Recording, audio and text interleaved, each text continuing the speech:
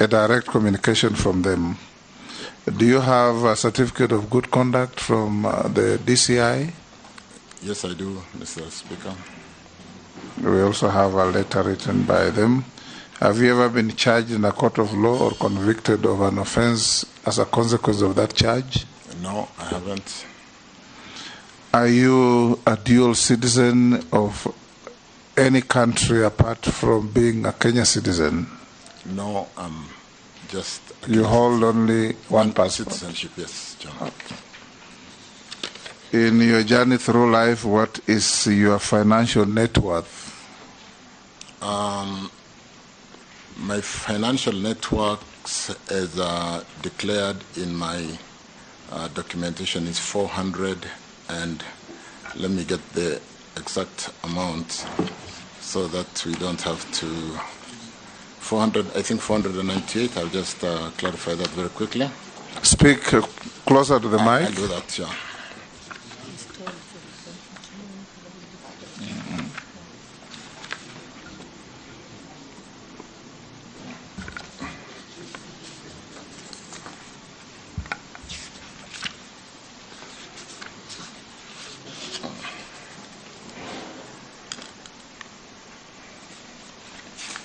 Chairman, my financial network as have declared in item number 25 in the criteria for vetting and approval is 482,200,000.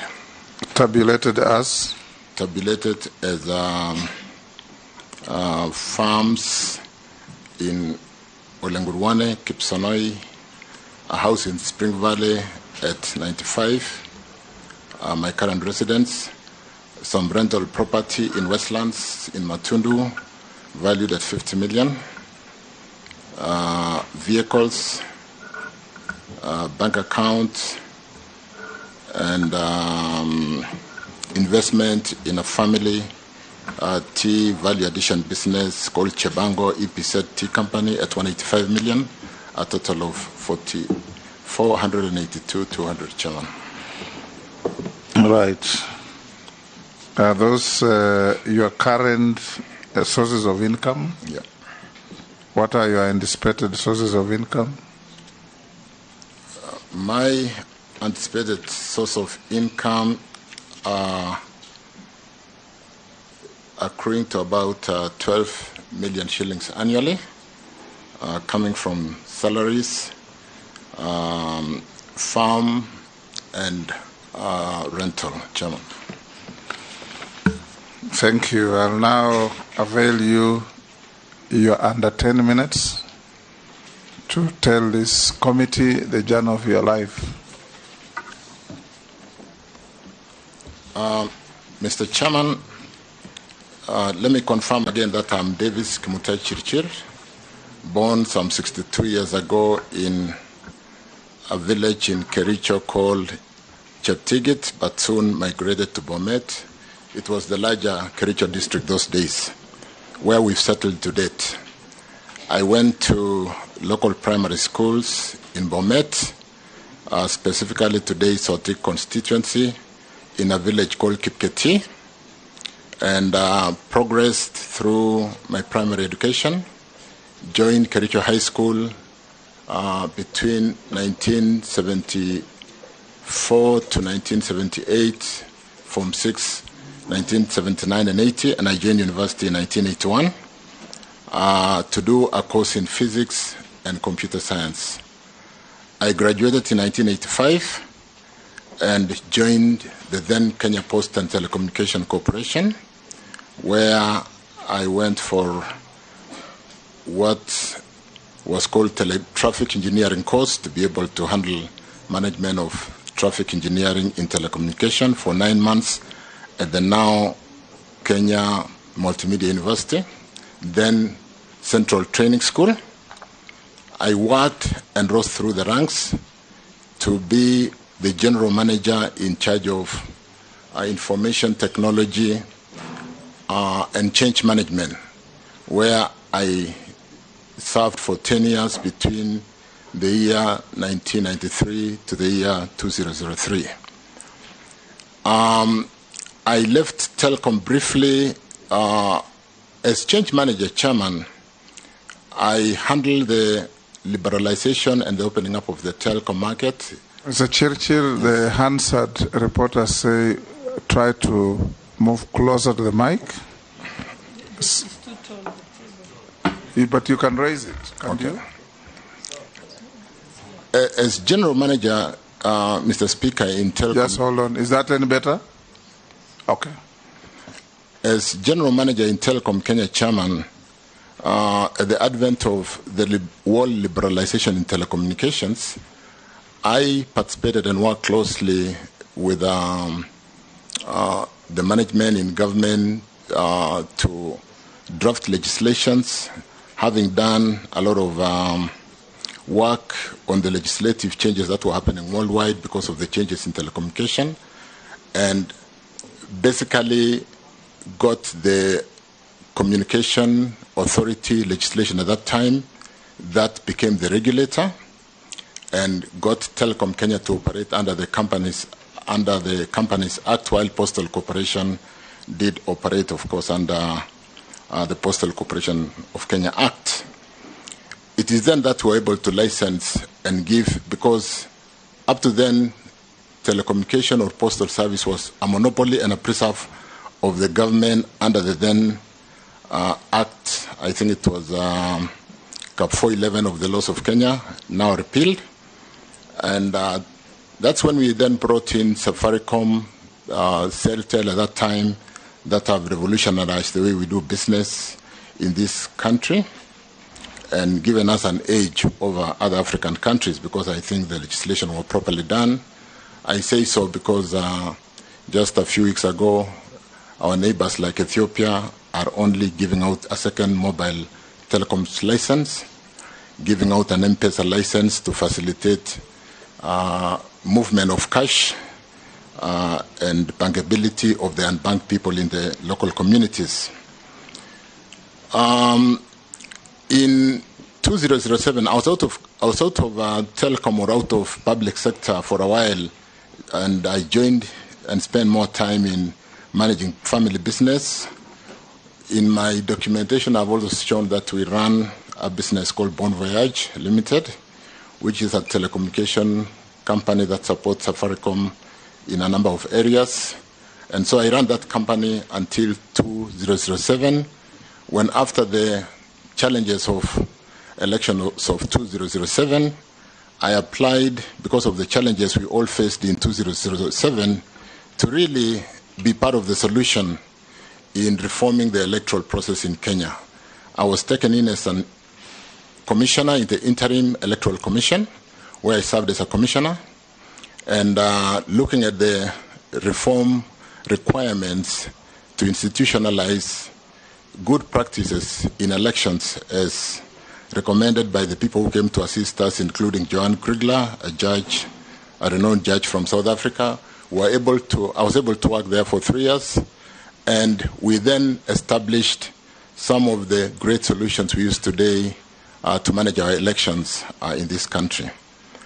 Upon the expiry of the term of the Interim Electoral Commission, I was sourced by one political party, then United Republican Party, to be the Secretary General, where I worked in that party, and having formed a coalition with the then TNA party, we were able to form government, and I was appointed as Cabinet Secretary for Energy and Petroleum.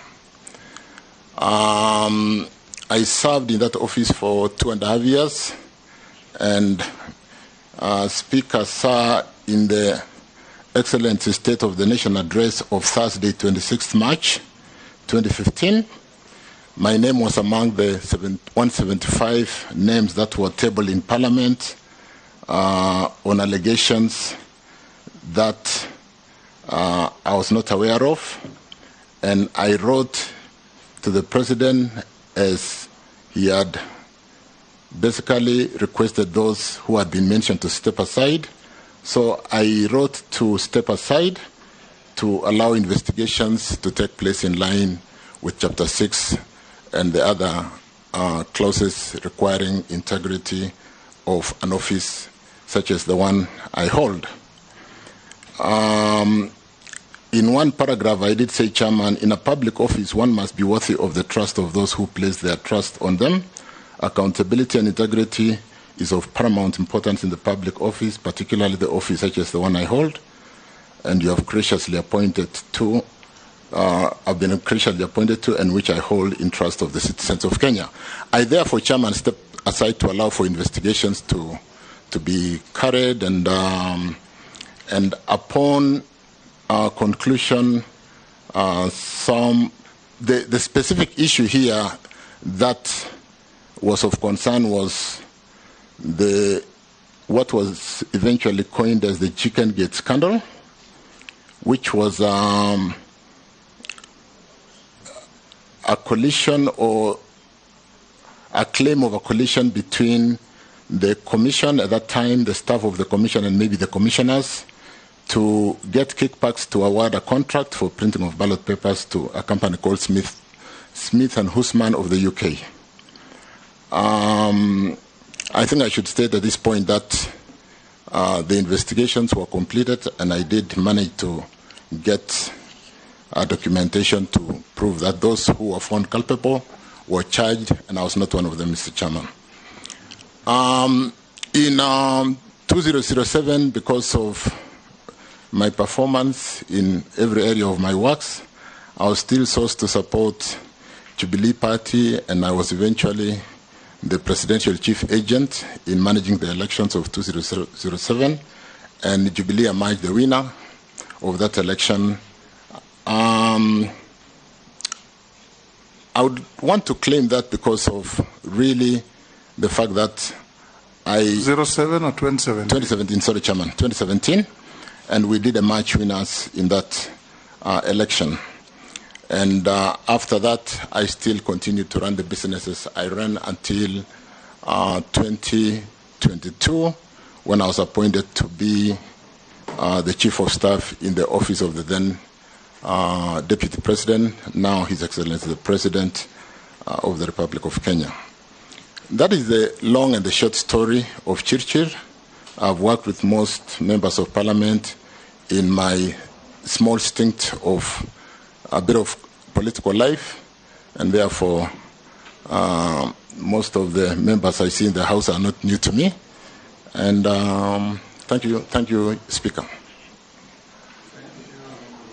Chair, I'll now open the forum to members to ask you questions. They could be followed by one or two clarifications where necessary. But like I said, decorum of the highest level is expected. And I'll start with the Deputy Speaker.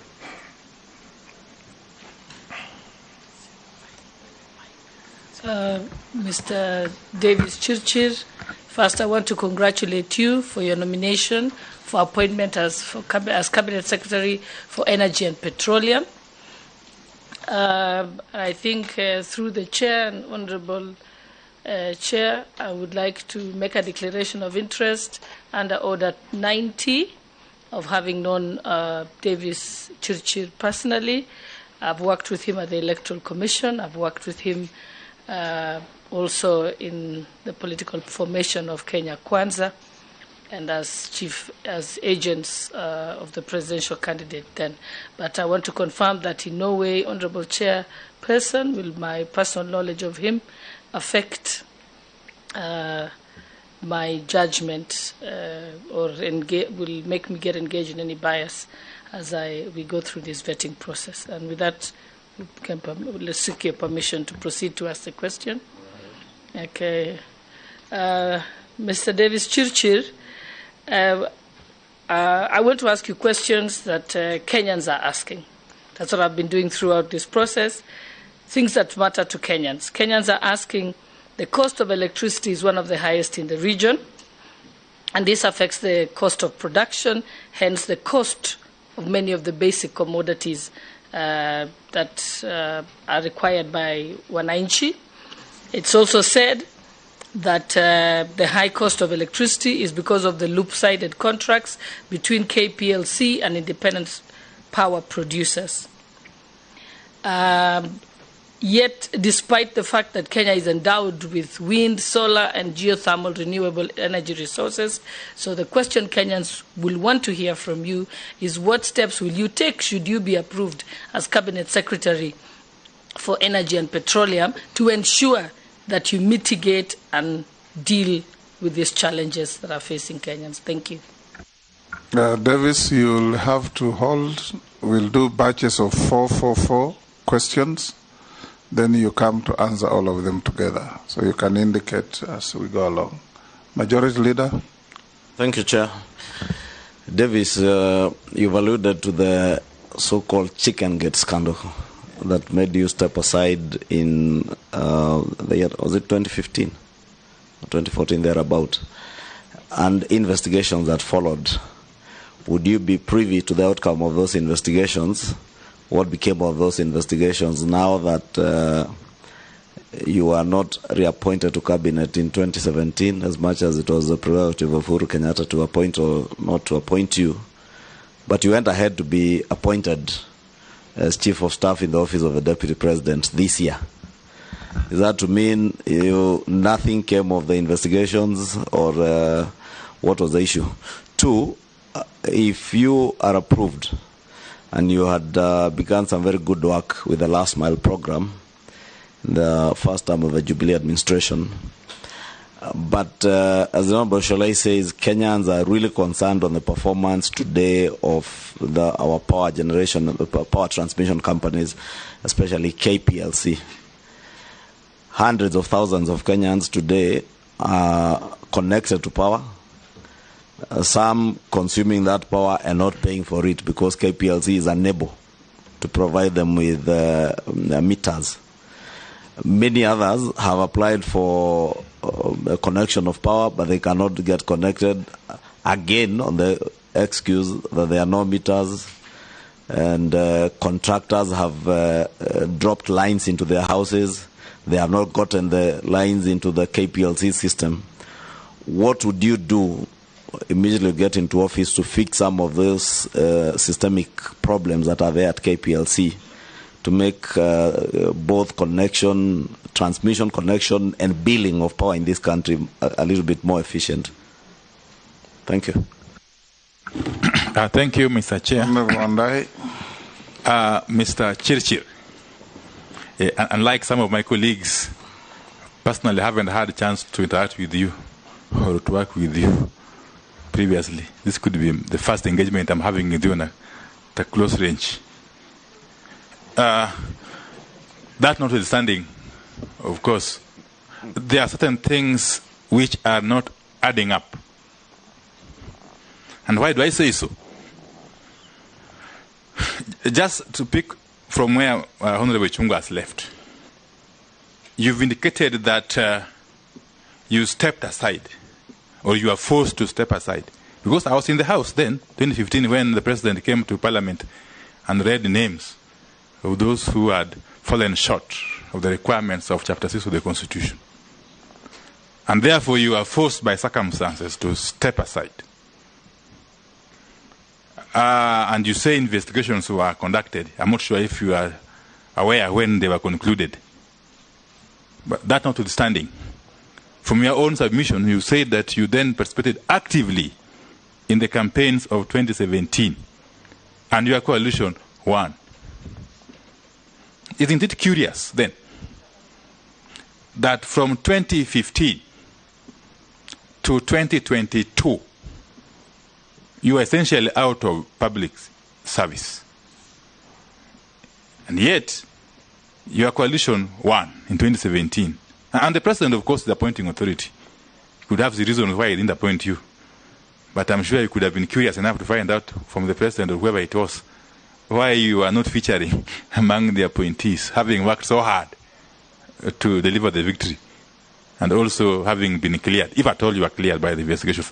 So secondly, until you came, of course, on board much later in 2022 as a chief of staff in the office of the Deputy President, at the tail end of the term of the government. But that is very curious. Two is, I'm sure you are aware, because it's in public domain, that executives of Smith and Usman were eventually tried, convicted, and indeed jailed in the UK. Two of them, a man and his son, for having bribed the interim electoral commission officials with 50 million Kenya shillings. So the bribers were convicted and jailed. So those who were bribed have to date remained scot-free, if you may ask me. And to Kenyans, of course, you are one of the suspects, because it was in public domain. So you may need to update us as a committee what you could be knowing as far as the outcome of these investigations are concerned, and if at all any action has been taken against any person that was involved in this scandal on the Kenyan side. Because as Honorable Nyet said earlier on, the requirements of the Constitution at Chapter 6 are so stringent, yes, that any slight indication, any slight suspicion that you are not having a proper integrity could bring a lot of question marks in Kenyans' minds. So, kindly help us understand. Thank you. Thank you. Thank you. Junet. Thank you, Chairman. Chairman, mine is brief. I wanted to ask the nominee that if you look, even though you are out of office by then, but the last 5 years, the places where there have been many cases relating to corruption, even though now we can tell them they are politically instigated, but let's say politically instigated corruption, let me use it for the good of it, that word, were majorly in the energy sector. If you look at Kenya Power, if you look at Kenya Pipeline, if you look at this, what is your view? Because that must be the thing that is making the cost of living, that must be the thing that is making the cost of electricity very high in this country. What do you think you'll do differently? Because you left office in 2015, then another CS came in. He looked like he continued with a trend that could have made the cost of electricity and the cost of energy very high in this country. What is your view? Is there corruption in the energy sector, or it is as clean as snow and all those cases were politically instigated? Davis, you can answer those four. Thank you, Chairman, and for those four questions, I'll run through them, starting with the Mheshimiwa Gladys Shole, on the cost of electricity and whether the contracts are lopsided. Having served as CS Energy and Petroleum, I can say with some level of authority, I understand the sector and the challenges which basically afflict this particular industry. Electricity in Kenya is predominantly generated from hydro, about 30%, running down Kindaruma all the way to Kitaru, the cascaded water dams out there, the Tana Delta. And that's about 30%. We've since developed geothermal, and glad for the House or the members of this committee to know that geothermal, Kenya is quite a significant player in the geothermal industry. Whereas we have about another 800 megawatts of geothermal, we are actually the 6th largest geothermal user worldwide because of the technology and the knowledge, the support of government and parliament in investing in geothermal development. We then have today quite a bit of wind coming out of Loengalani and solar from Garissa and the small solars all over the place, totaling to about 3,000 megawatts. The challenge that maybe what I've not mentioned is the heavy fuel generators, which also amounts to about 600 megawatts, which were brought in to mitigate the challenge of drought sometimes in the 90s. They were basically meant, they are quick to deploy, and so when you have a problem, you bring in an Agreco, it comes in 2 weeks or 3 weeks.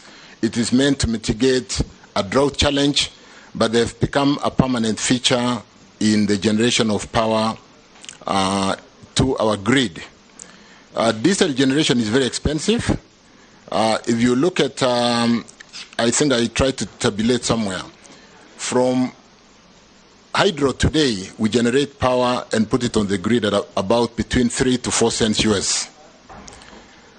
Geothermal is at about 7 cents US, and so is solar. The earlier signed solar were at about 12 cents. But since then, the devices have really come down, and the price of solar today, we could even get it for 5 cents US, 6 cents US, and so on and so forth. To compare with the thermal generators, we are talking about 20, 22, 23 cents US.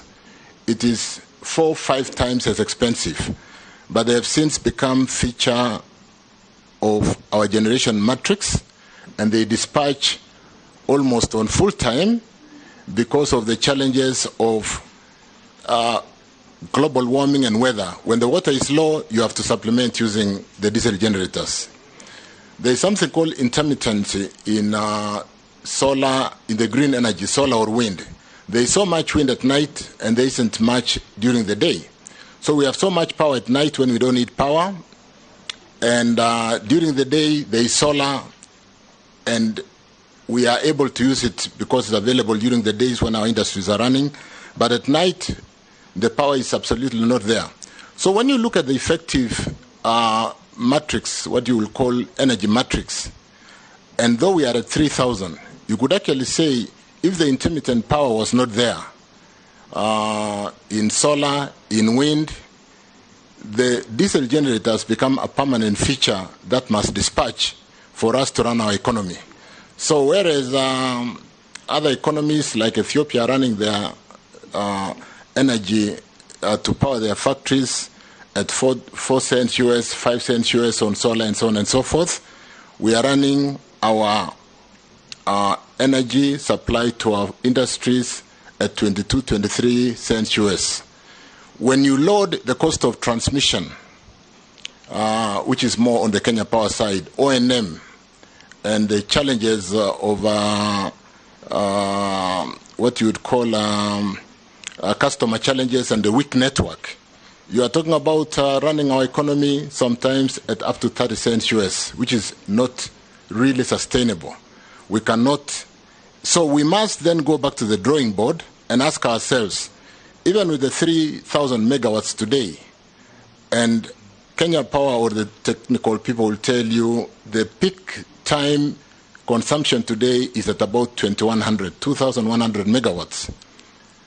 You basically are saying if 2,100 megawatts is being deployed to the grid at night when there is no solar, then you must support the grid with diesel generation, which is meant to be really used to support the power shortage, and more particularly peaking. There's something called peaking during around 7 o'clock when we all switch on our powers in our homes and industries are still running.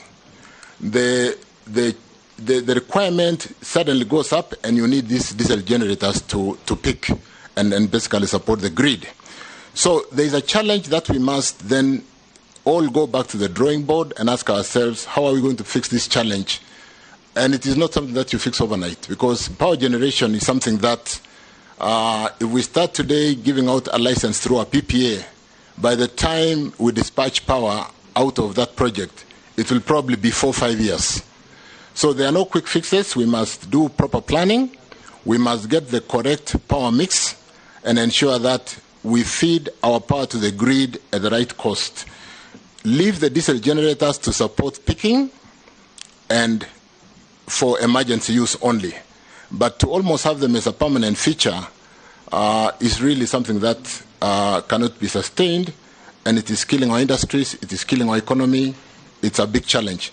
It's also not good for the environment because we are burning fossil fuel, and in terms of the emission, carbon emission, and the ratification we've made in terms of reducing the global warming to, I think it was first in Paris, and then Glasgow, and now Egypt next month, we must reduce the use of fossil fuel. So whereas it's a very expensive form of energy and it's closing our industry, it's also causing serious environmental challenge that you members may be aware that even the current drought that has caused us to lose over 3 million animals in most of the semi-arid, arid and semi-arid part of the country is part of this global warming. So really, we need to sit down and address the concern of the cost of electricity. We need to generate more from geothermal, where we have a lot of resource. We are told we have up to 10,000 megawatts. And I think we are experts today in development of geothermal, given the fact that KenGen personnel are currently assisting Ethiopia to develop geothermal. When we are buying 400 megawatts from Ethiopia, we should possibly be spending that resource to develop our own resource. So, Chairman, we'll need to sit down with the technical people at the energy bodies, KenGen, GDC, and really retrace where we've gone wrong, relook at how to improve on the matrix, power matrix, reliability of a transmission network so that we don't have this intermittency of power dropping and messing up equipment in industry. We must look at the cost structure of the power that we supply to the users, because it's one thing also to generate and load so much cost because of our inefficiencies in the way we work in Kenya Power, in REA, or GDC for that matter. So there is work to be done, Chairman, on the challenge of cost of electricity. And then to basically summarize on the cost of electricity, as a student, I didn't mention that I did a master's in international management. And in strategic management, in one course, you get the global farms. Global farms are farms who manufacture out of their home countries because of the advantages they draw from cost of manufacturing. Out of UK today, cost of labor is so expensive. Japan, cost is expensive. Germany, the cost of doing everything is expensive. So they relocate to places like China, Ethiopia, Kenya, because of the cost of doing business. If then our cost of doing business starting from power or human resource is high, we miss that opportunity.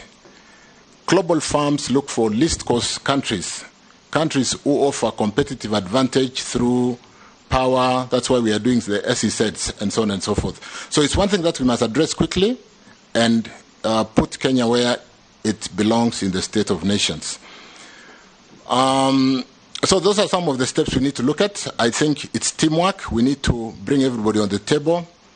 One question which I asked myself when I was nominated for this position is really, how do I navigate this challenge? And more particularly, the fact that everybody, Chair, in the energy sector, when you see the mission and vision, the mission particularly of all these organizations, Geothermal Developing Company, KenGen, Kenya Power, they talk about competitive price power. But do we really mean, do we understand? Are we competitive? Competitive against who? When we are a monopoly. We should be competitive against the world prices of delivering power to the grid to be able to attract some of these global firms. So, Chair, I am up to the task. I'm aware of the challenge, and we need to address it to basically put Kenya where it ought to be. Mheshimiwa Ichung'wah Anthony, am I privy to the outcome of the investigation on Chicken Gate? For a long time, I assumed that the file had been closed, and I was correct, but I didn't have any documentation until when I was invited for vetting, and there was one affidavit done by the CEO for the Transparency International. She's called, I think I have the document here. She's Sheila Masinde. And Sheila Masinde did an affidavit, and basically the clerk to the National Assembly, Sarah Kyoko, called me, and I picked a copy of it. And I learned that my name had been mentioned in respect to Chicken Gate. I went to my lawyer and asked them to confirm whether the file had been closed, because investigations had been, in my own understanding, had been finished. Those who were found culpable had been taken to court and charged. And I've got a letter done to the clerk of the National Assembly, which is basically absolving me of any liability in terms of those who were found culpable. And I do expect that the clerk should have put that in the file, Mr. Chairman, to clarify and close this issue once for all. So I've done also a sworn affidavit to confirm and respond to the affidavit of Sheila Masinde to that extent. So that, whereas I assumed that it had been closed, at least I was actually happy for a moment that we do this confirmation hearing, because it gives us the opportunity to check our past, confirm our tax compliance. We can't see the letter he's referring to. You have a copy of that letter? I have a copy of that letter, Chairman. Share with us through the clerk. But I saw it at clerk's office.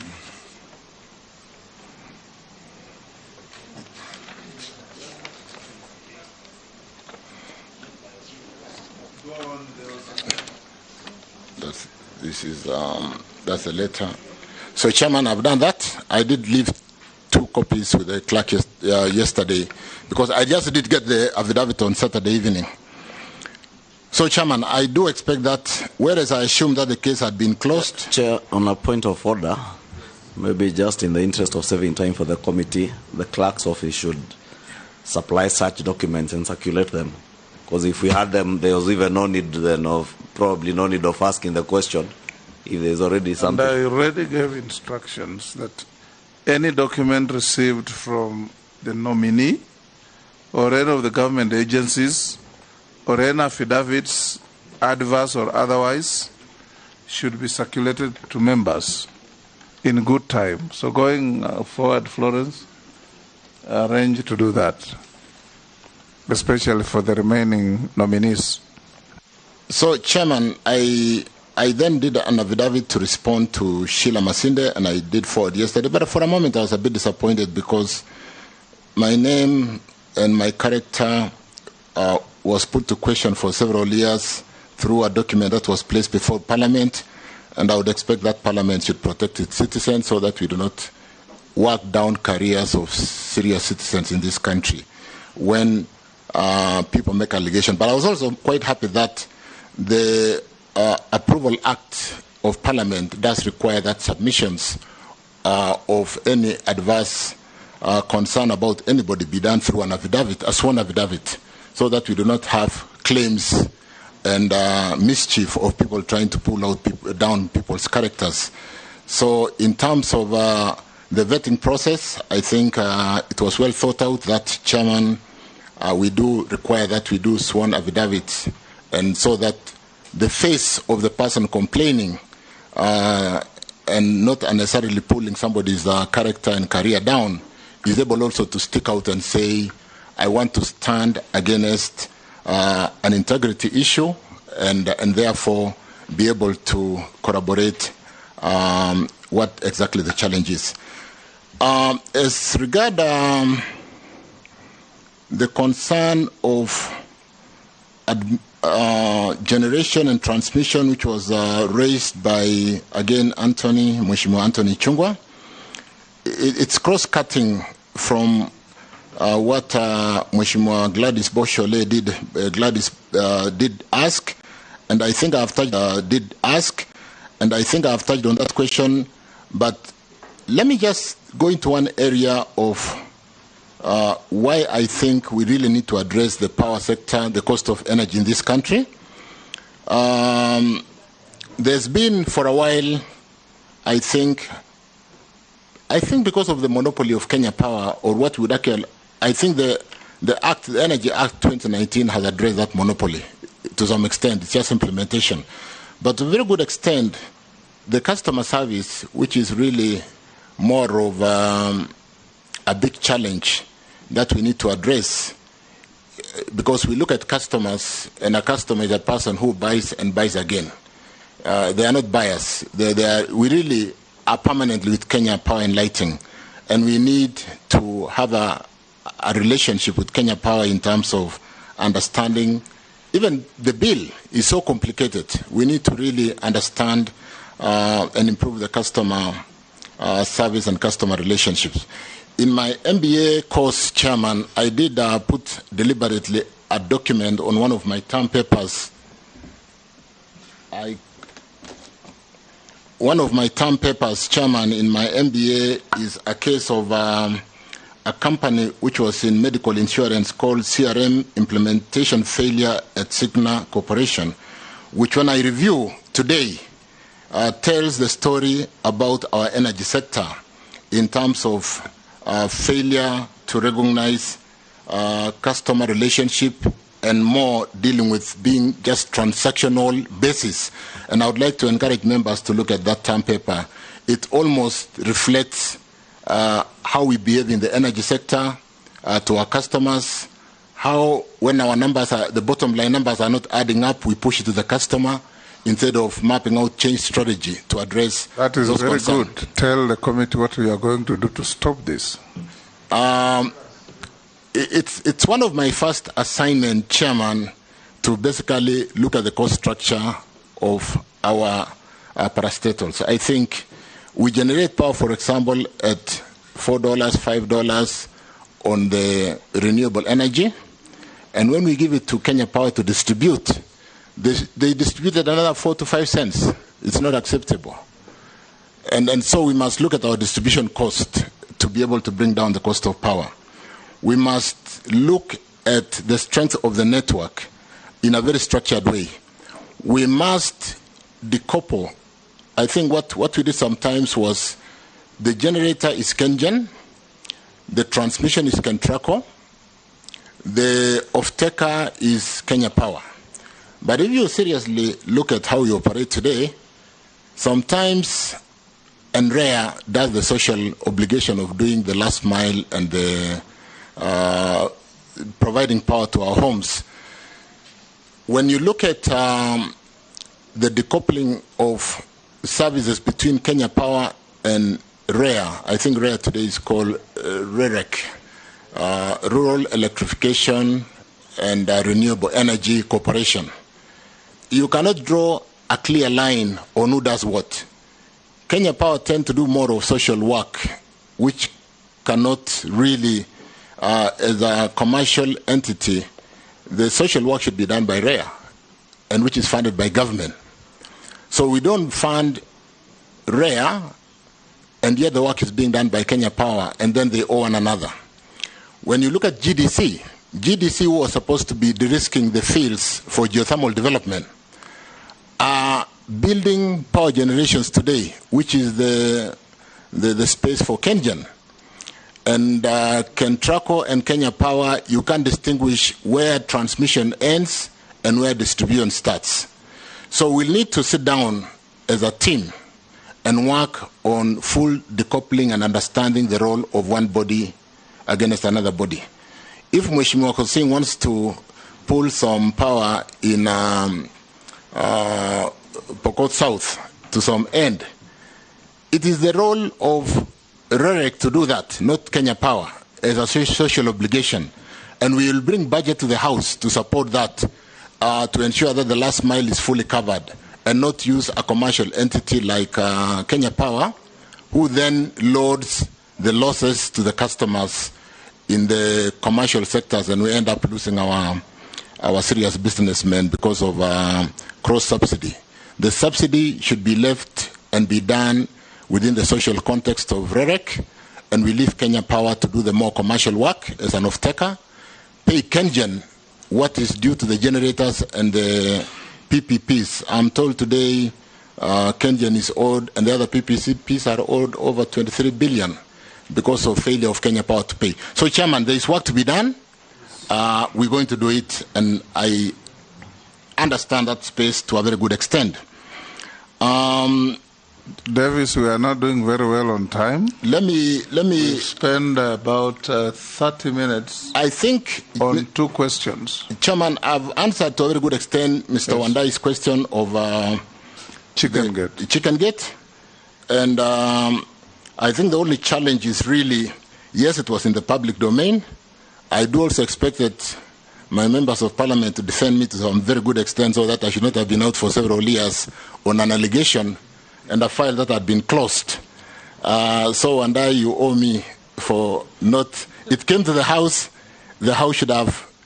Not just for Chirchir, the House should really protect Kenyans so that we don't trample on people's careers. Mr. Speaker, just a point of order.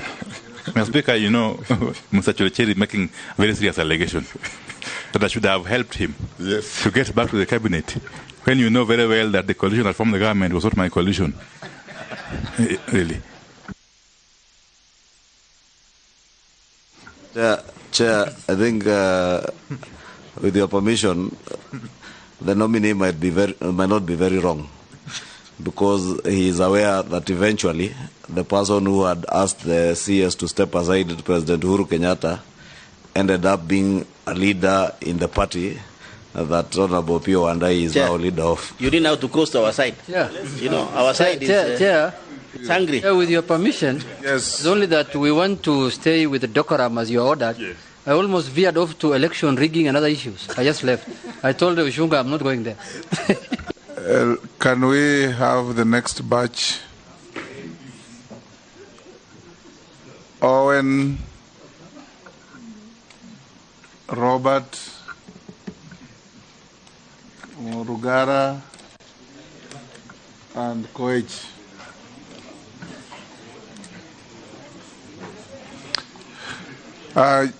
Davis and honorable members, we are doing very poor on time. Now, please ask precise questions. Let's get precise answers. Okay. Yes.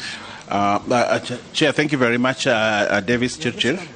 I would like to ask you a question in terms of power use, electricity, and the productivity of water. That the tariff used for producing water using electricity is higher than that of street lights. And areas like the coast where you have to pump water up, and other areas in this country where you have to pump water that goes up to homes, the cost of production is very high, such that water companies in those areas cannot break even because they spend more money to pay for electricity than for the water. And yet, the policy at the ministry has not changed for many years, and that people are suffering, that there's a lot of power disconnection in waterworks by KPLC because they are demanding that they be paid the commercial tariff. And yet you find that streetlights have a special tariff. It's very low. What are you going to do about this to ensure that we say water is life, water is the engine of all productivity in this country, and actually there's a correlation between poverty and water? How are you going to assist the other ministry to ensure that we have water and there's no interruption? Robert Mbui. Yeah, thank you, Chair. Chair, I want to refer the committee to page 5 on the documents presented for this nominee, on the part where we are talking about sources of income, and he's indicated his income of 2021 and also 2022. I want to refer to the 2022 income. Now, he's indicated that on number 5 that he worked in the office of the Deputy President as Chief of Staff in the year 2022 and earned a whopping 18,448,000 shillings. Chair, my question is, assuming he started working on the 1st of January, which is actually a holiday, then had to stop working on the 9th of August because that was the election date, then it means that he was earning on average 2,527,000 shillings per month. Now my question is this the official public wage bill that has been approved by SRC for the office of the Chief of Staff of the Deputy President, considering that the Deputy President's own salary is only 1.2 million per month?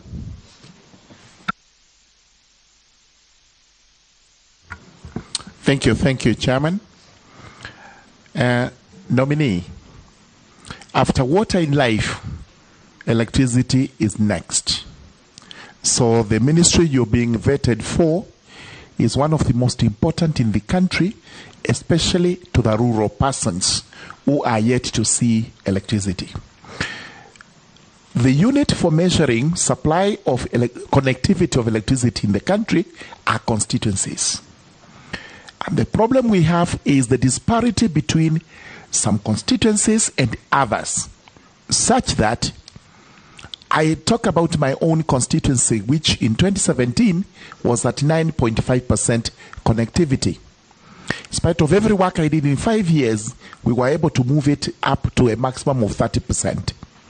There are other constituencies, and I have data of that, who are now at 100%. My question to you is this: what are you going to do to reduce or remove the disparity between constituencies, whether rural or urban, as far as electricity supply is concerned? Because Kenyans out there are now waiting to be connected to the national grid.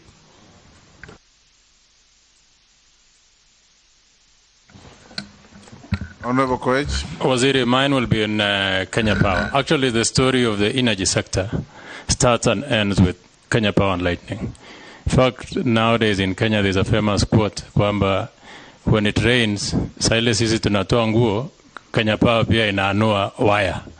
Power just goes off. It is something that you must find a way of fixing. And it goes beyond policies. There must be a deliberate, I think there's a deliberate attempt by some officers in Kenya Power to disallow connection of power. That is why they visit your house on a Friday, disconnect power so that they get something, and then again when you reconnect is when they can restore the supply. Number two is on revenue collection by Kenya Power and meter reading.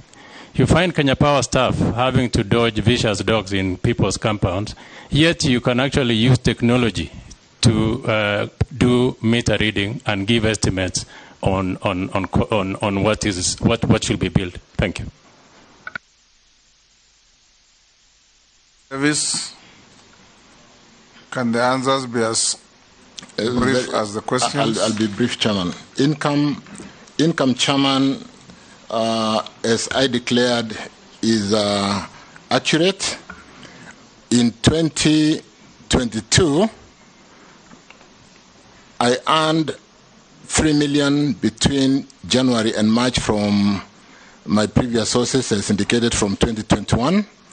And when I came to the office of the Deputy President as Chief of Staff, I've earned salaries for 5-6 months at a taxed net amount of about 764. I have been able to utilize a facility called a car grant, which is 10 million, which is available to that office as per the public service laid out regulations. And when you break down that 18 million, I did my arithmetic and it's accurate, Mr. Chairman.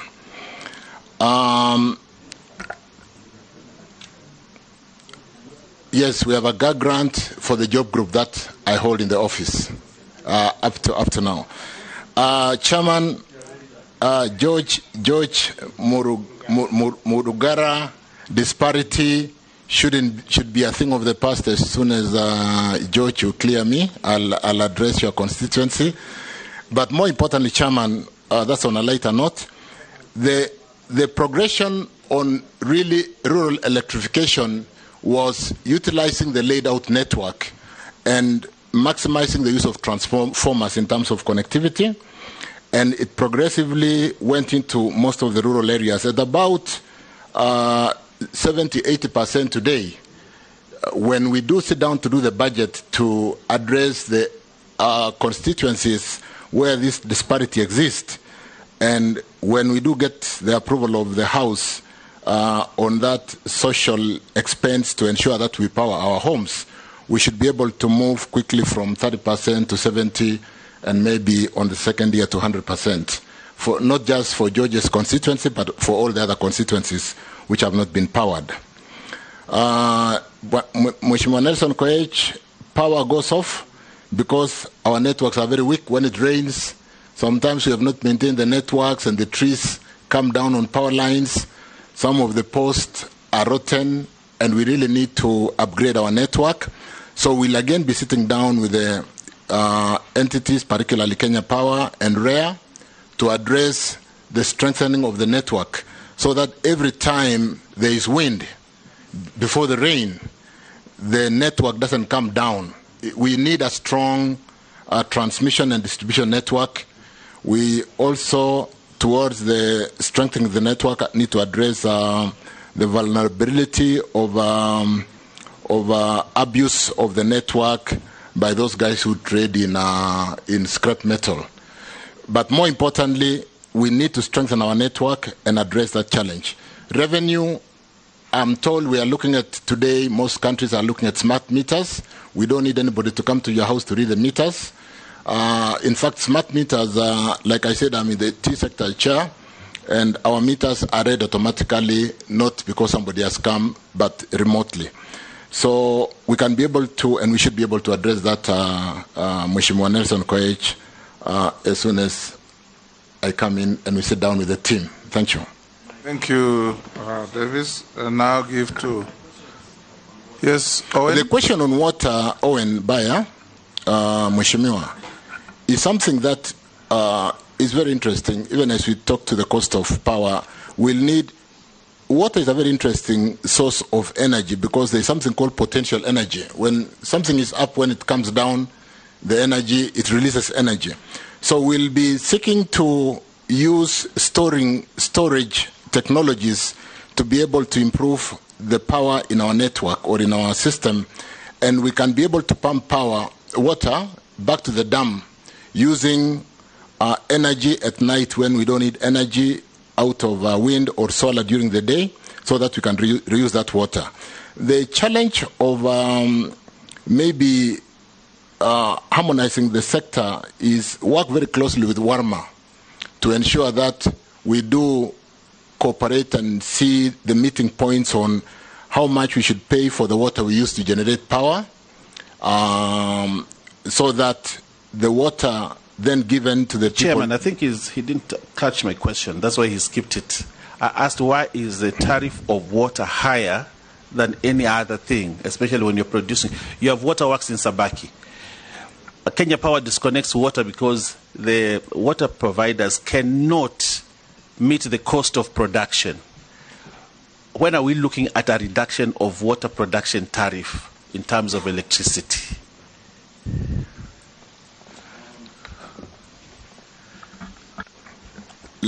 Owen, let me understand that question properly because is asking, yes, that power cost to water service providers is high.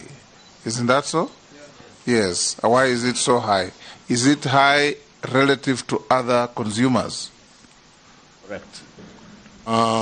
Chairman, the tariffing structure of Kenya Power, you could have seen something called C1, C2 to C15. And pumping of water using the pumps is quite a heavy consumer of power. What I've not mentioned is, you may not be aware that even as power is expensive to our homes, we only charge 7 cents US on what we call lifeline tariff to over 70% of our home users. So the biggest challenge we have in the power sector is those people you're talking about who are pumping water are subsidizing the social users of power who consume 1 to 100 kilowatts per month, and because of the economic status, we basically have this very dirty kind of subsidy program where we are using the economic drivers, the companies who are supposed to be driving the economy, to supplement the social service. So we need to look at that. Most of with the water panels, with the solar panels coming down today significantly, and the off-grid that we are developing to ensure that we do hold captive most of our customers, I want to believe that we'll be looking at a policy where we can put solar on most of the water pumping stations and reduce the cost of pumping significantly by maybe even over 50%. Because solar costs today, and being off-grid, there will be no transmission losses. Thank you, Chairman. I hope. Yeah. Daud, Amisi, Raso, Naisula. I'll come to you. Thank you, Chair. Ask Speaker. One question each. We are doing badly on time. Thank you, Chair. Speaker. The nominee, Mr. Davis, you are aware we talk about petroleum and fuel products, the expenses and all that. What do you have once you come in? There was a time my ex-governor, Kiraitu Murungi, when he was the Minister for Petroleum, they had explored oil in Turkana. And that oil was supposed to go all the way to Lamu, maybe because we did not have a refinery. Is there a plan still that we are going to prospect for oil? And is there a plan for the refinery, which was closed down in Mombasa, to be revamped and work so that we can reduce the price of fuel? So those are three questions in one. Regarding fuel prices together with the refinery and exploration of oil, because otherwise we are not going to get cheap oil and fuel will be expensive. So will you be even looking at reducing the price, the excise duty and the duties on fuel, to reduce the prices of fuel by more than 40 or 50%? Thank you, Chair. Sir Amisi, one question. Yeah, thank you, Chairman. Yeah, over the recent times, Kenyans have complained of the electricity bills and meter readings capriciously going higher than normal, and especially the Kenyans who don't have much consumption in terms of electricity. They have no machinery, they have no bakery, they have no factory, but the electricity is just all of a sudden. They are not normal. It happened during your reign. I think it has persistently continued. Although you left ceremoniously, you've explained the circumstances. But we still believe that this is an insider job. There are officers within who collude and they intentionally overprice Kenyans, and you end up paying a bill that is not yours. Now, you didn't do anything while you were there. You are still heading to the same place. You know, God performed miracles through Elijah. One of them was bringing fire down from sky and entering heaven by fire. So I don't know whether these miracles are going to happen in your reign. Next, Russell. Thank you, Mr. Speaker. Mr. Chirchir, I come from Marsabit. That is where you find Lake Turkana wind power, where you evacuate considerable energy all the way to Suswa. So my question is, what is it that you are likely to do so that the people of Marsabit will actually not be using generators when you are evacuating that considerable amount of power from their area, and yet they are not directly benefiting from that? Thank you. One question. Naisula. Thank you very much. And to the nominee, I want to ask this question, and I need a very simple answer. like you're just talking to a normal hustler, to understand the whole issue on the price of fuel. We know that when fuel goes up, life becomes even hard for Kenyans. And the whole essence of, you're told by Friday, fuel will come down by 1 shilling. So what is this? Kenyans ask these questions and no one really answers it. And also the question on fuel subsidy and, really so that we can understand as hustlers the importance of removing fuel subsidy, but how do you cushion us at the moment? For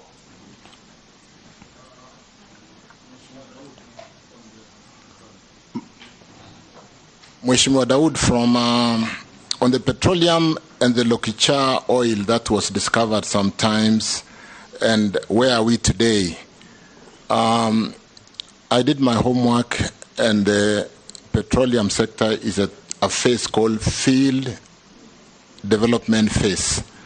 This is the phase when Talo and the consortium have submitted a report to the Ministry of Energy.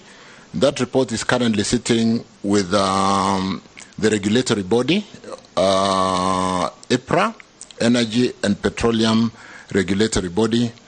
The report will be handed over to the Minister or the CS for Energy, and in line with the Petroleum Act, it should not be in that office for more than 30 days. It will then come to Parliament, and the Act also stipulates that it should not be in Parliament for more than 90 days. For purposes of looking at the commerciality, the economy of pulling out the oil, and the report does say we can be able to do up to 120 million. There is a figure that let me not misquote because I'm talking to the whole world. 120 kilo barrels per day, which when you convert at about 160 liters to the barrel is significant, and that can address the challenge facing the country. But that's slightly on the longer term. We will work together to expedite and make sure we don't work with 30 days, we don't work with 90 days, and therefore be able to tell the prospecting company to quickly get down and start pulling out the product. And that might give us the security of the challenge we are currently facing. If I combine this with Mheshimiwa Lesuda's question, because they are basically cutting across on the same petroleum area, with the price of fuel, it's a world phenomenon. The challenges of Ukraine and Russia, and the US and Canada refusing to buy, putting embargo against buying that product, created the supply-demand challenge. And we may not be aware, but if we read, we know that the fuel prices in the UK, in Canada, in Singapore, are running at, I was reading, Singapore is going at $9 to the liter. When I converted, that's about 350 shillings to the liter. We don't think this Ukraine-Russia challenge will be forever, but certainly we need to mitigate and address our challenge. And I think it's an opportunity to think out of the box and ask ourselves, how can we be self-reliant? And that's why I was saying, let me cut across with Daud's question in terms of developing quickly what is ours, so that we are not over-reliant on the other economies out there. And while reading that, I found a quote by Joe Biden that said, when we are out of this challenge, we'll be stronger, and the world will be stronger and less reliant on fossil fuel. But when I paraphrase that, as a country, we really need to work on our geothermal, being an equatorial country, work on our solar, work on storage of power, so that we go into more of the electric cars with the conversion kits being fairly cheap today. So yes, it's a concern, it's a global challenge, and yet we think we are going to come out of it more stronger, Mheshimiwa Lesuda. Refinery, Bwana Hamisi was sitting somewhere over there. We need to work on, I don't know whether it's a miracle, But, I mean, there is no reason why anybody should pay for what they have not used. And as we work to introduce the intelligent or whatever meters, we really also need to think out of the box on how Kenya Power trades. Think about how Safaricom trades. They give you a zone to manage, and you can buy power in bulk, and you prepay. For those of us who work for Safaricom, Safaricom is not owed any money.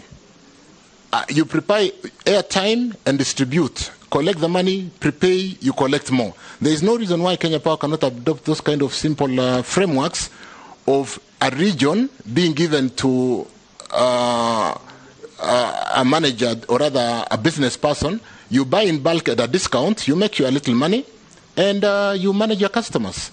So certainly we'll be working together to look at how to re-engineer the traditional way of handling customers from Kenya Power, bringing in the smart meters, and working with everybody to ensure that we don't just pay what we have not spent and which is going into people's pockets. We will be able to do that. Raso, Marsabit, I passionately loved that county when we were developing the wind power projects. There is no reason why the developer on the project, you know, when you develop 400 megawatts, there is the power which is retained to manage the equipments. And that power should have really looked at the community of interest.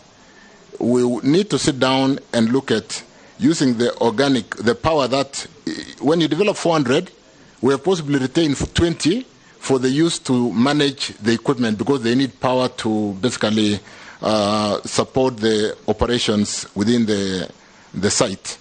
And it shouldn't be asking for too much because I think the power we need within the community will not be more than 3, 4, 5 megawatts. And therefore we need to revisit, and under the act where the resource sharing of local resources with the community, the county and the national government, we should see how to support the community around Marsabit so that we do not just evacuate power the way we evacuate water out of Muranga, and the locals just see the power going out of their county and they don't benefit. So we can look at that. Naisul, I think I did combine your question with Daud. Thank you, Chairman. Chair, my question has not been answered about the refinery. Let me take up that very quickly. Question. The refinery. Take another round after that. The refinery, Chairman, was closed during my time because we were supporting the refinery through importation of crude, which was then refined and on what we called a yield shift. You bring a crude and you need to produce so much of AGO, you need to produce so much of PMS, and many times our refinery, because it was a very old technology, was not meeting the requirements of the yield shift. So there was a shift from the planned to what was produced, and we were making so much losses. The second challenge was the fuel coming out was not clean. If you drove a diesel engine those days, it kept going down every so often because the particles, degree of particles in terms of what is approved to be clean fuel was not. So we had to shut it down. We either had to upgrade or to shut it down. Improving it was as more expensive as buying a new one. So we shut it down. The tank farm is huge. I think the tank farm is being used today for holding fuel, but we need to see how to utilize it better for use of strategic reserves, so that at times like now, when we're having serious challenges with Ukraine and Russia, we should be having some strategic reserves under the NOC 30% framework that allows us to hold strategic reserves of fuel. Thank you. Thank you, Chairman. Posing, Shurier, Ferdinand, Mishi. I thank you, Honorable Chair. One question each. Yes. Very strict. And you have really balanced today. People who started early you give them the last, and then the last you give them the first. I think you are a very good speaker today. I thank you. Now, to the nominee. No, it's true. Only or always? The truth. It's fair. Now the nominee, Chirchir. There is this problem, which is an example of many other towns in Kapenguria, which is getting really unclean power. Almost every day, bar blackouts. There are many towns like that, Honorable Chair, in this country. But I think Kapenguria receives one of the uncleanest power in the whole world. You cannot even predict to do anything, Chair. We did, as leadership of West Pokot, at a particular moment, we presented our issues to the late Kibaki, during Kibaki government. And what he did was to recommend the evacuation of power from Takwel. You know, Speaker, we have Takwel, which is generating power in West Pokot. So when somebody talks about unclean power, you don't understand. So that government proposed that we evacuate high power, build a substation in Ortum so that we can develop the factory, which is now about like 40% being done, and then to Kitale, so that Kitale and West Pokot can share that power, which is clean power. And Ketrago Honorable Chair did only power lines. And from that time, that's almost 15 years. Up to now, Chair, the power lines are there, Waziri, nominee, they are there. What will you do because those are low-hanging fruits for your action. Would you promise, if this House agrees with the, or approves you, would you say that will be your 100-day expectation that you light up that line so that the people of West Pokot and Trans Nzoia can be able to get clean power? They have been suffering since independence. Thank you, Sharia. I thank you. Sharia. I have represented you, but... Thank you, Chair. And when a nominee, as you considered the issue of Marsabit, also consider the issue of Balambala, where you are getting your solar power. Since you also seem not to be getting power, and we give the nation about 53 kilowatts through solar. My question is a very simple one. Do you have any plans to improve the strategic petroleum reserve in the country to caution Kenyans against future fuel shortages? Thank you, Chair. Gikaria.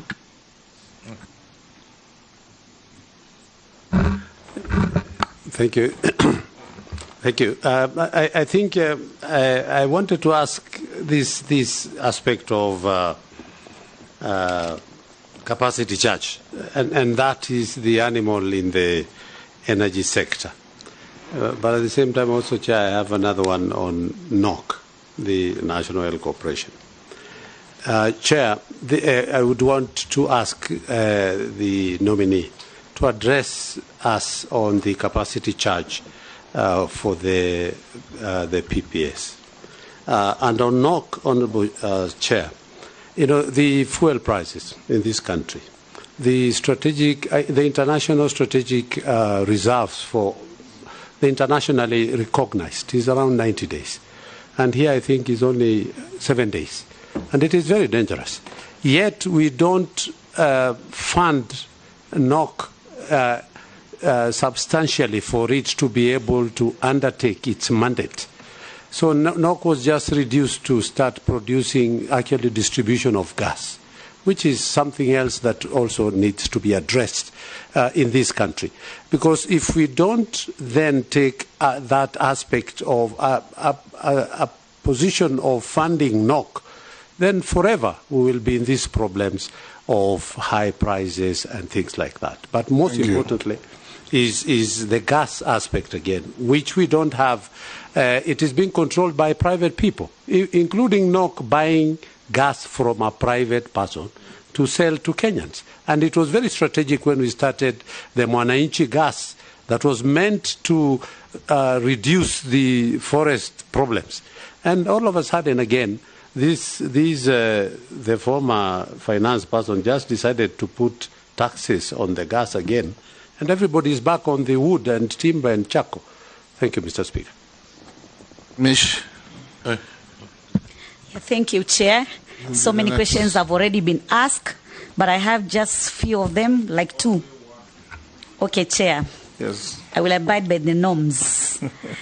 I think there is a need to have... Please switch off your mic. Oh, sorry. To the nominee, my question is, what plans do you have in terms of enough supply of renewable energy to Kenya's national grid? I'm citing one project, and that is the Lake Turkana wind power project, which was there. I don't know whether you are still there or you had already left. This project, its aim was to supply renewable energy to Kenya's national grid. But there was a lot of corruption. So many millions of Kenyan shillings were embezzled and could not be accounted according to auditors' reports. I don't know how are you going to be dealing with the cartels in the energy sector, because it is just too much. Kenyans are having burden of high bills, fraudulent billing, and maybe it is because of the monopoly of KPLC. What is your take on that status? That they have that monopoly in terms of generation, transmission of electricity, and still they cannot address the plight of the consumers in terms of irregular power outages and other reasons. So what is your take, and what are the way forward for you to ensure that at least Kenyans will enjoy, and at least there will be a reduction in terms of costing for electricity? Thank you, Mishi. Ferdinand, let's take another one. Nominee, I just want to make... be the last. Yeah, yes. I want to make a comment, and a very serious one. The relation between REA, rural electrification, and the Kenya Power Lighting. You'll find that they do their survey, and they bring the transformers and are fixed in whatever place it is, and takes months and weeks and, for the Kenyan Power Lighting to come and do the connections. That's been a challenge in the rural area. That's been a major complaint among the consumers. So what are you going to do about that? Davis, can you answer those 5 as precisely? Mheshimiwa Kosing, Kapinguria and clean power, yet we generate out of Takwel. I'm surprised that the substation in Otum, which our Chairman, Speaker, I would like to invite you to my first report to Parliament in line with the Constitution, which captured serious project Gantt charts on an Otum. I've just checked, and Otum substation is in my project Gantt chart. It should have been finished. I don't know what happened when I left the office. And so my first assignment would be to review and check what has not, the unfinished work. I'd like to invite members to look at that report. It's a report I made to Parliament in my first year in line with the Constitution, article which requires cabinet secretaries to make a report periodically to Parliament. And the unclean power is a voltage. Chairman, our systems operate at 240. And when the voltage drops, then we are even likely to damage your devices. So even where I come from, it's western part of the country, and the voltages are very weak. So around 7 to 10 at night, when all the homes are switched on, the voltages drop. So we just switch off Kenya Power and run on a generator, which is very expensive. So the challenge that faces Kenya sometimes is not even the cost of power, because we can continuously run on generator and still make money. The problem is the unclean power, which damages some of our devices. So we need that substation in Otum. But more importantly, we need to finish the Olkaria Lesos. I think it's a 400 kV line, to ensure that we are able to carry high voltage, low current, and step it down. Western part of Kenya has got a challenge, and I think we need to address that. We know the problem. We need to put some investment and obey the timelines in line with the project defined, so that we close some of these issues. So we're going to look at that, Bwana Kosing. Siri Mbalambala, yes, again, it's a comment. We want to treat Garissa, where the power is coming off from solar at 50 megawatts. There is no reason why the community of interest do not have power, and we need to look at that. Within the station, we can be able to have a small substation to serve the community of concern or the community of interest, where we are picking the power from within Garissa and Balambala area. Strategic reserves is becoming a must. We need to look at that.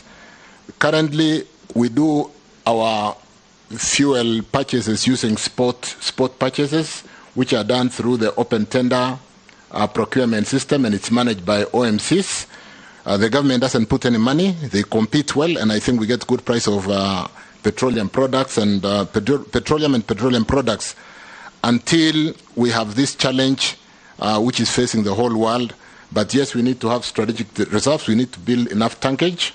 We need to see how best to utilize the KPRL facility, dimension enough storage, but be very careful so that we don't do what is equivalent to aging, or as we age, we make sure we understand so that we are not holding expensive fuel when the price of fuel has gone down, or vice versa, which would be of advantage to the country. So we'll quickly look at that and address the need for strategic reserves for our country. Gikaria, NOC, capacity charge, fuel charge, and the gas is something that, let me talk to gas first. There's been so much improvement in the use of gas in this country today, and I did pick some numbers which I want to just refer to very quickly. The per capita use of gas in Kenya 15 years ago was at 2.3 kilogram per household. Today, we are at 7.5 with this 180 gas, and the initiatives that we have done, albeit the challenge of the one investor who manages the facility, the private investor. If we open up that space, and I've seen the strategic plan of NOC and the energy sector, we want to move to 13 kilograms per capita use of gas per household. If we do that, some of the very, very interesting gains will be like, let me run that again as the forest cover. Again, some 15 years ago, we were at 4% forest cover. Today, we are at 12%. If we move the use of gas to 13 kilograms per household and stop using biomass, because the underside is we are cutting wood to burn for our houses. If we just improve by 5% to go to 13%, the forest cover will go up from 12% to 22%, which is so significant. So we can talk about planting 3 million trees until the cows come home, or we can, yes, and we need to do that, but we can quickly accelerate the facility in Mombasa for gas trading, manage the initiatives that we had started together and which are covered in some of our reports, and we will be able to move our forest cover to 22%, address the global warming by reducing the carbon dioxide, which is not good for our environment and the ozone layer.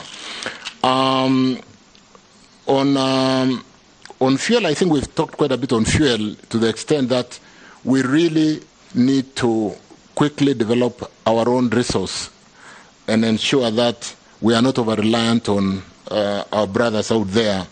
And even when we are, it's not because we don't have ours. So we need to quickly accelerate the development of the Lokicha Basin and ensure that we are able to, whether refine it here or refine outside. You know, there is, in the production sharing contract, the government has a stake in any discovery, so we can buy into our share of the petroleum that has been discovered and be able to use that to address our strategic challenges. Mishimbogo, renewable energy, Lake Turkana, I think we've talked quite a bit about that. And power generation, there'll be a lot of learning, albeit the challenges and the mistakes we have made from power when we do the power purchase agreements, because when a private developer does, like Loyangalani, which is the Lake Turkana we are talking about, they get what you call a PPA, a power purchase agreement, which is a document which helps them to raise banks, whether in the international market, to develop that facility. So unless the impropriety is coming at the negotiations of the PPA, if the private investor does funny games during the development of the project, it does not change the structure and the cost structure on the PPA. So maybe to just simply answer your question, we'll need to look more critically into what goes into our PPA. Are we generous? Are we giving them too much in the PPA so that they play games? And therefore, because it locks the cost of power, it is locked at the PPA stage, which is done before the project picks up. I'm told by my predecessor, if I get approved, Monica Juma, that she has since moved the PPA negotiations to the ministry and will work more closely with the off-taker, which is Kenya Power, to ensure that the PPAs do reflect the cost of power that we would like to drive this economy. Because like I said earlier, if we are going to attract global firms, the cost of our energy is basically not acceptable. We have to bring it down, Chairman. Thank you. Thank you, Davis. I think we'll end here with you. Can I finish, Ferdinand? Was that a comment or a question? He just made a comment. It was a comment? Yes. So, but I talked earlier about unbundling. The challenge between this energy sector, though they are unbundled, they tend to crisscross each other. And we need to define clear lines. Where does REC start? Or rather, where does Kenya Power start? Where does REC start? So that we don't have one company bringing the transformer, another one is pulling the lines, and where are the costs captured in the cost structures of the organization? These are some of the challenges we are facing in the energy sector. And sometimes it is competition for business because it depends on who is doing the tendering. But if the responsibility belongs to REC, let it be at REC, and they should deliver in line with the timelines. If it belongs to Kenya Power, let's be very clear about those definitions of responsibilities. Thank you, Chairman. One question is not answered. Michi? The one on the monopoly. Michi, I'd indicated, and I didn't want to speak very loudly because of the fact that we have quite a bit of letters of support as government to Kenya Power, and we need to support Kenya Power even as a monopoly for a while. But in the Energy Act 2019, that monopoly has been opened up, and we'll just need to see how to implement the off-grid very carefully, how we ensure that we don't incur power losses because of long transmission and building lines into remote areas where we can do off-grid. And so the monopoly is not going to be a challenge going forward because the Act has addressed that. Thank you. One final question. Kenya Power is a monopoly. It has no competitor, apart from now the few isolated solar panels here and there that are grossly insignificant to their overall performance. Why are they constantly in financial difficulties? They sell a commodity that you and I cannot do without. When you default, they come and disconnect you on the pole, literally extorting your payback and reconnection.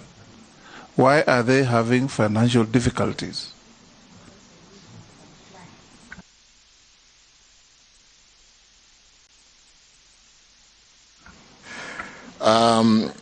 Yeah, it's a dollar question, Chairman, that we all need to look at, because when you are a monopoly, and like I said in one of my term papers, we need to look at when the market is locked for you, you tend to be complacent. The investment today that is needed to strengthen the Kenya Power network could be significant, but I wouldn't really.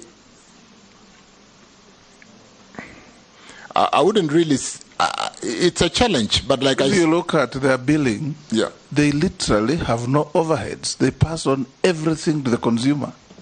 Everything. Why are they in the red constantly? I think you must go there and correct this if we approve your nomination.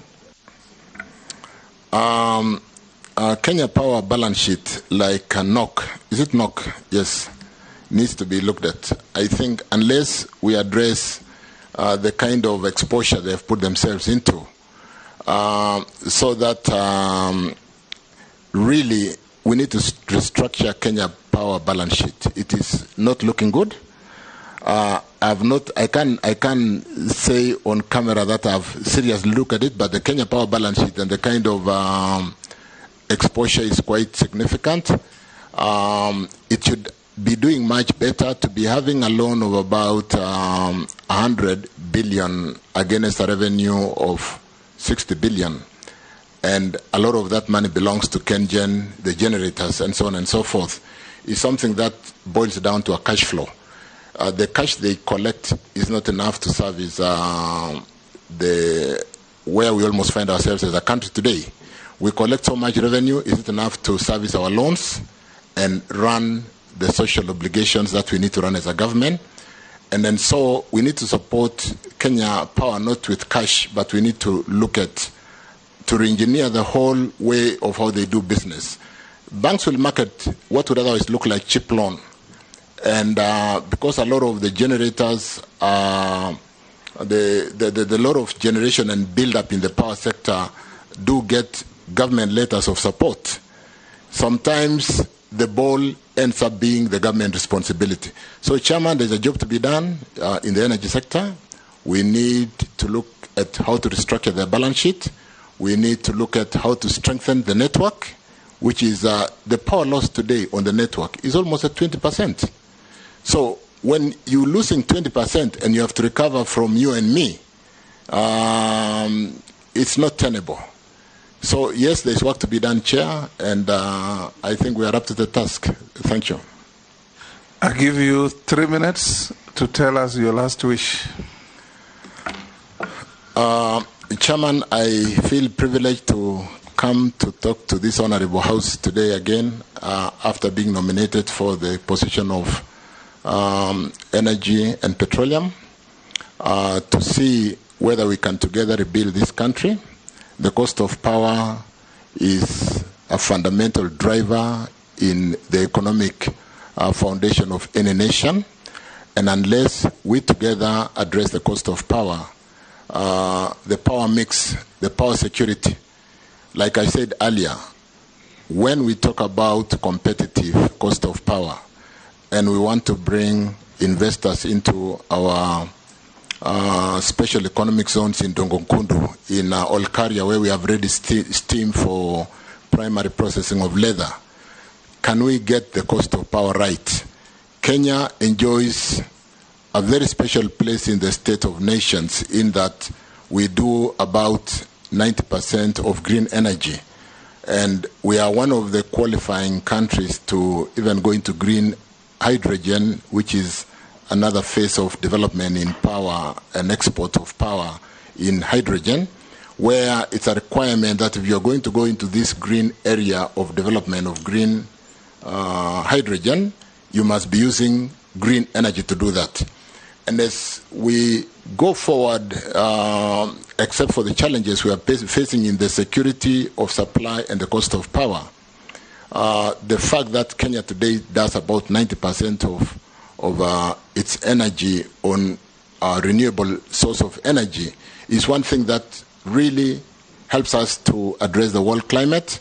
And even as we go to COP27 in Egypt in the next 2 weeks, we stand to challenge countries like Germany, who are folded back and they are going back to fossil fuels or coal.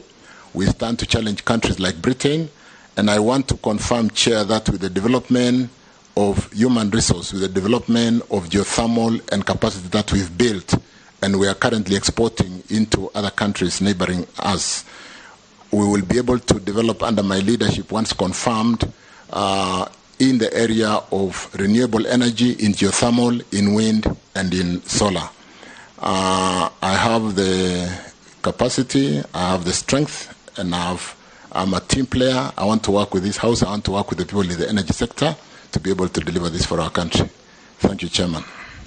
Thank you, Davis.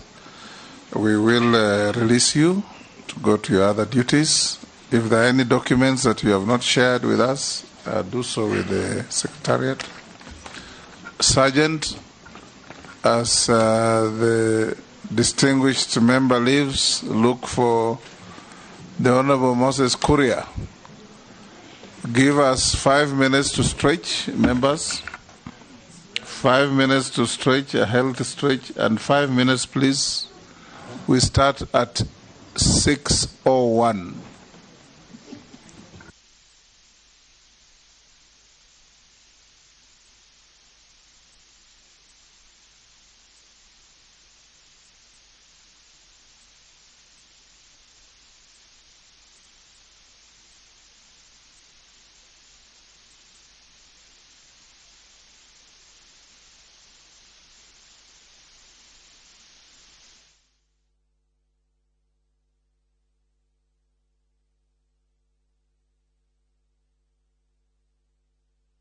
Twende Maju na View Travel. 5 days Dubai or Zanzibar from $600. 5 days Mauritius from $900. 4 days Seychelles from $1,000. 5 days Malaysia from $1,500. 5 days Thailand holiday from $1,100. 5 days Cape Town from $1,000. And Bali, 5 days from $2,200. Call 0703-254-254 or email connect@viewtravel.com. To fly Maju, pop.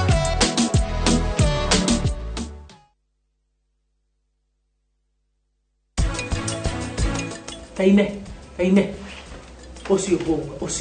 Osio no rato mo nyite o thea uko ndanoka. Nĩ tũrabatara kũmenya nũ naũ ũraingĩra thĩinĩ wa wodi.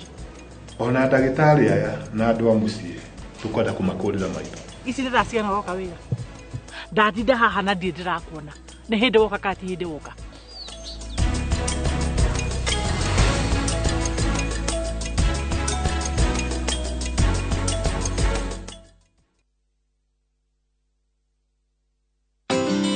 Unga nyororo kwa ugali moto keto kwa masonko basi unga ni gani niambie ni gani unga ni gani kama sharaha Mimi ni Bahati. Walinijua kama mtoto wa mama. Siku hizi wananiita mtoto wa Kafagara. Ni unga nyororo, nyeupe, inanukia na inapatikana kote nchini. Kwa raha ya familia natumia unga wa Raha Premium.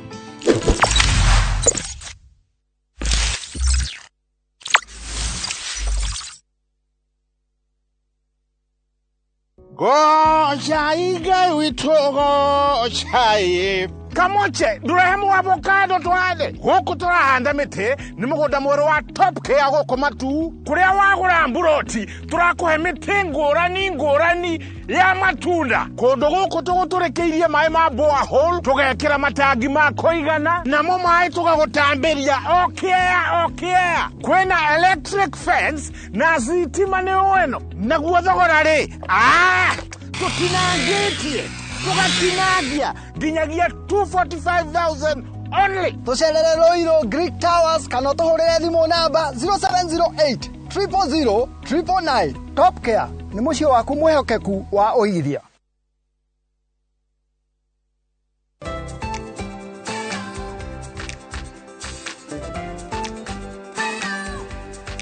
Nyina wa mundu no umenyaga bata wa mutugo mwega ta ngaguro njega ina murio o muthenya na Blue Band iyurĩtio omega 3 na 6 na hinya uria arabatara.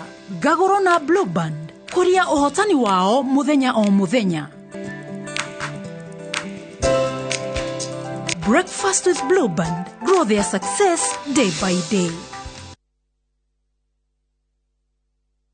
Wakenya wengi wanaendelea kushiriki na kushinda $300,000 kwenye Shabiki Major Leagues Jackpot. Mimi naitwa Bramwell George Kitai kutoka Nakuru. Nilijaribu kucheza hii mchezo wa Shabiki na nimeshinda shilingi 1,300. Watu wote wenye mnasikiza kwa radio ama mnaona kwa TV, mjaribu hii mchezo wa Shabiki, mjue watu wa Shabiki ni watu wa ukweli. Mimi ni shabiki, je wewe? Kuwa mmoja wao. Cheza Major Leagues Jackpot kwa shilingi 10 pekee kwa kutuma neno MJP kwa 29063 na waweza kuwa mshindi. Shabiki Major Leagues Jackpot, the easiest jackpot in Kenya. Not for persons under the age of 18. Betting can be addictive. Play responsibly. Shabiki.com is authorized and regulated by the BCLB. License number 416. Shabiki.com.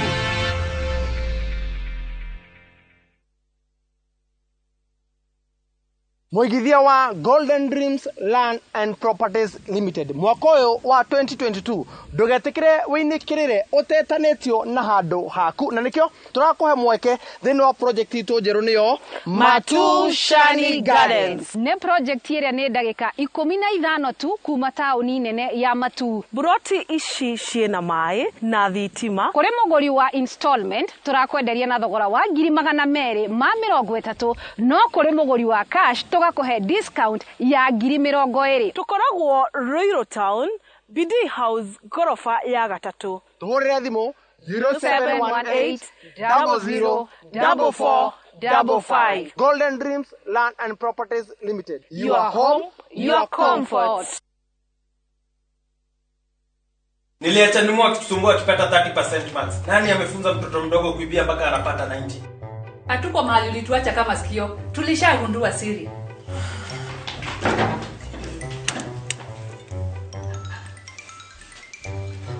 Ni tamu.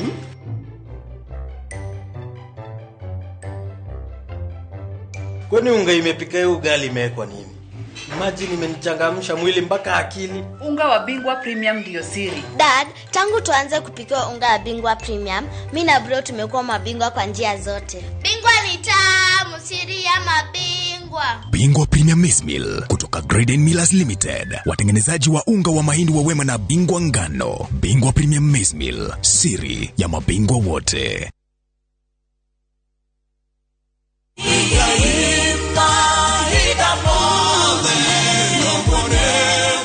Jitago Paul Waiganjo, Rubrico Home.